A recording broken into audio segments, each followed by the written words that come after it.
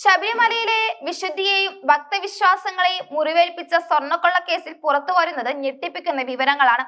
കേസിലെ മുഖ്യപ്രതിയായ ഉണ്ണികൃഷ്ണൻ പോറ്റി ഭക്തിയുടെയും സേവനത്തിന്റെയും മുഖംമൂടി അണിഞ്ഞ് ക്ഷേത്ര സന്നിധിയിൽ നടത്തിയത് ആസൂത്രണം ചെയ്ത വലിയൊരു തട്ടിപ്പായിരുന്നുവെന്നാണ് അന്വേഷണ സംഘം കണ്ടെത്തുന്നത്. ബംഗളൂരു ഉണ്ണിത്തിരുമേനി എന്നറിയപ്പെട്ടിരുന്ന ഇയാള് പടിപടിയായിട്ടാണ് ശബരിമലയിൽ തന്നെ സ്വാധീനം ഉറപ്പിച്ചത്. 2016 മുതൽ സന്നിധാനത്ത് സജീവമായ ഇയാൾക്ക് അന്നത്തെ തന്ത്രിയുടെ പിന്തുണ ലഭിച്ചിരുന്നു എന്നത് കേസിന്റെ ഗൗരവം വർദ്ധിപ്പിക്കുന്നു.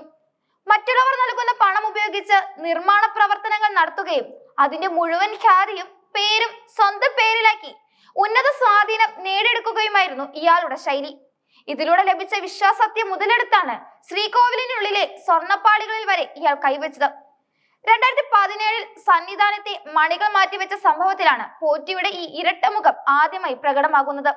അന്ന് മണികൾ നിർമ്മിക്കാനും സ്ഥാപിക്കാനും പണം മുക്കിയത് ബംഗളൂരുവിലെ വ്യവസായിയായ ഇളംപള്ളി സ്വദേശി അജികുമാറും അദ്ദേഹത്തിന് സഹായിയായി വാസുദേവനുമായിരുന്നു.